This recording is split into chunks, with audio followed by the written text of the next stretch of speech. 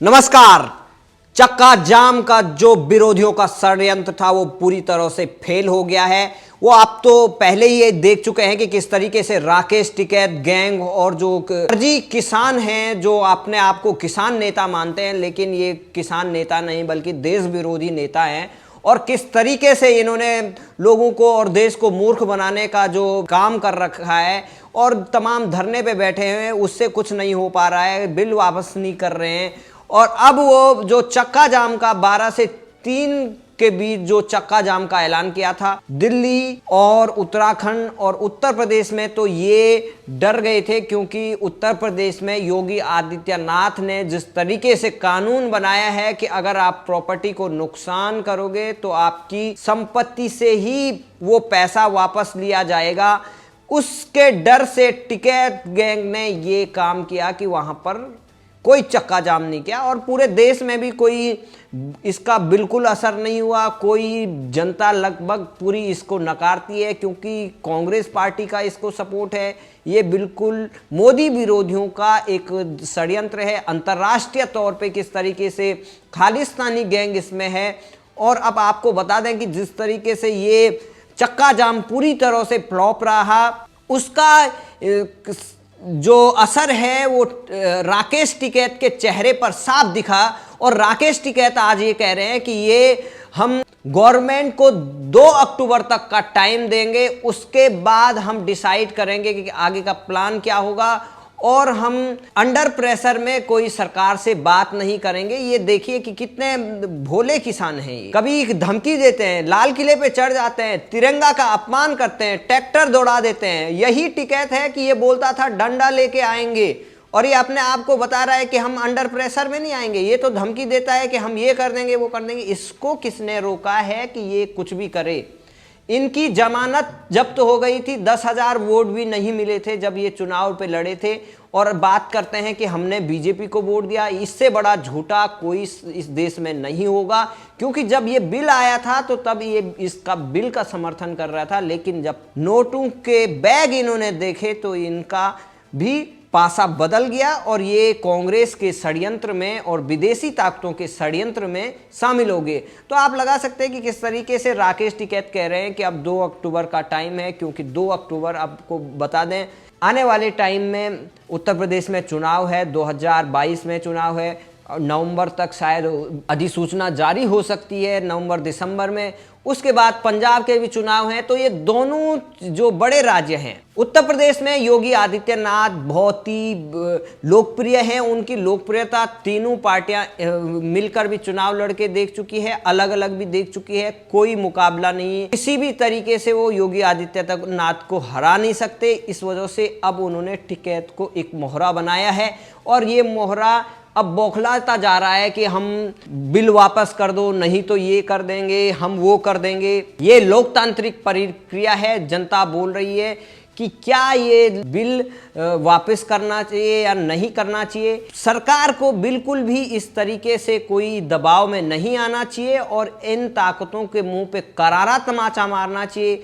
जो संशोधन की बात है वो भी नहीं करनी चाहिए, क्योंकि इस तरीके से ये देश विरोधी जो ताकतें हैं वो नहीं चाहते हैं कि ये देश आगे बढ़े।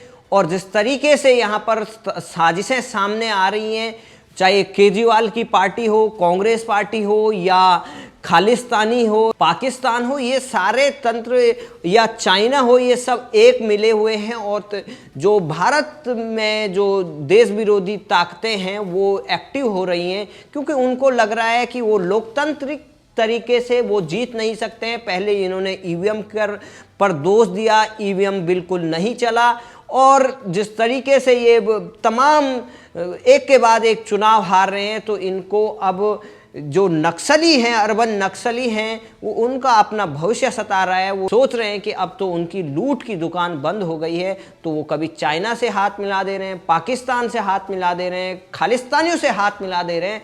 तो राहुल गांधी, केजरीवाल, ये सब जिस तरीके से इस कानून का विरोध कर रहे हैं, और खुद इनकी पार्टी के मैनिफेस्टो में ये कानून था, और इस बिल इन्होंने ये प्रपोजल दिया था कि हमारी सरकार आएगी तो हम ये बिल लाएंगे।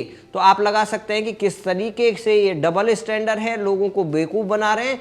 और अपनी राजनीति चमकाने की कोशिश कर रहे हैं, दूसरे की कंधे पे बंदूक रखकर और किसानों का मोहरा बनाकर। जबकि खैर ये किसान का कोई मुद्दा नहीं, ये कृषि विरोधी, ये देश विरोधी और ये गरीब विरोधी और ये भारत विरोधी ताकतें हैं। चाहे सचिन भारत का सपोर्ट करते हैं, वो ऐसा ट्वीट करते हैं कि जो विदेशी जो रिहाना है 18 करोड़ रुपए में एक ट्वीट भारत के खिलाफ करती है और भारत सरकार इनके देश को फ्री में दवाई देती है, वैक्सीन प्रोवाइड करती है। जो ये विदेशी टट्टू हैं, जो ये इस तरीके से पैसे में कुछ भी बिक जाते हैं, इनका कोई ईमान नहीं होता। इनको सोचना चाहिए कि एक भारत देश है कि पूरे दुनिया को फ्री में वैक्सीन प्रोवाइड कर रही है, दूसरी तरफ चाइना के से पैसे लेकर और खालिस्तानियों से पैसे लेकर 18 करोड़ में एक ट्वीट करते हैं। और भारत के अंदर बैठे जो पार्टियां हैं, चाहे कांग्रेस पार्टी हो,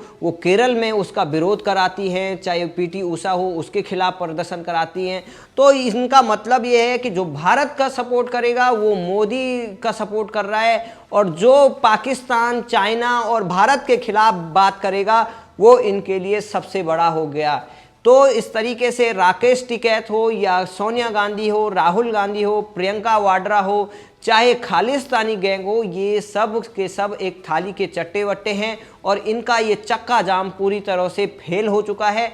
और जनता को जागरूक होना पड़ेगा कि किस तरीके से ये देश को बर्बाद करने पे तुले हुए हैं। इनकी दुकानें बंद हो चुकी हैं क्योंकि इन्होंने वर्षों तक एक तरफा इनको लूटने का मौका मिला था। चाहे कांग्रेस की जब सरकारें रही तो सोनिया गांधी सबको खाने देती थी, बोलती थी खाओ तुम, लूटो जितना, मुझे तो मेरा परसेंटेज चाहिए। तो इस तरीके की जो कांग्रेस की मानसिकता रही है, उसको अगर कोई रोक रहा है तो उनको पेट में दर्द हो रहा है। विदेशी ताकतें भी नहीं चाहती हैं कि भारत स्ट्रांग हो, चाहे चाइना हो, चाहे पाकिस्तान हो, चाहे अमेरिका हो, चाहे कोई भी हो।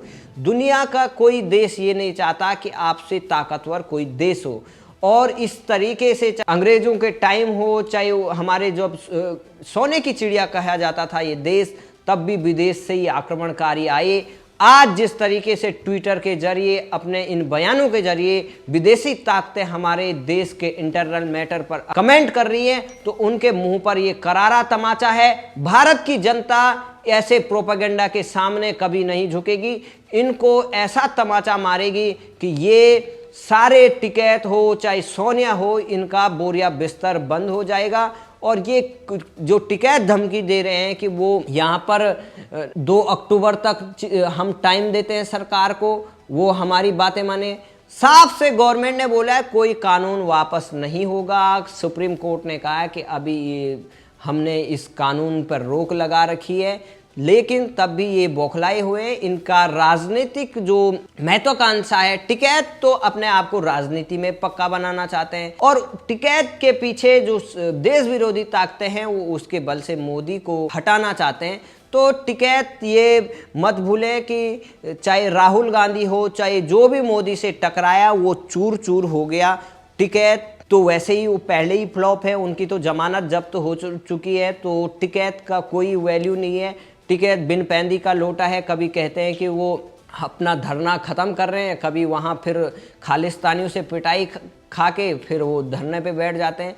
तो गाजीपुर पे जितने महीने, क्या मैं तो बोल रहा हूँ, टिकैत ज़िंदगी भर वहाँ पे बैठे, ये बिल वापस नहीं होने वाला है। 2024 तक आप बैठे रहिए, 2050 तक बैठे रहिए, जब तक आप बैठना परमानेंट वहाँ पे घर बनाइए, आपसे किसी को कोई प्रॉब्लम नहीं है। जब डंडा बजेंगे तो फिर आप दिखाई नहीं देंगे किसी बॉर्डर पे भी, और ना दिल्ली में भी। तो ये आज की बहुत बड़ी खबर रही कि चक्का जाम का नौटंकी हुआ, 3 घंटे का ड्रामा था। उनको ये पता नहीं था, उनको पहले से ही आभास था कि ये चक्का जाम बिल्कुल सफल नहीं होगा, इसलिए उन्होंने भारत बंद का ड्रामा छोड़ के चक्का जाम किया। चक्का जाम में भी 3 घंटे का काई का ये ड्रामा का नौटंकी करते हो भाई। तुम्हारे ये चक्का जाम, भारत बंद, तुम्हारी ये हिंसक प्रवृत्ति की जो आंदोलन की है, उससे कुछ नहीं होगा।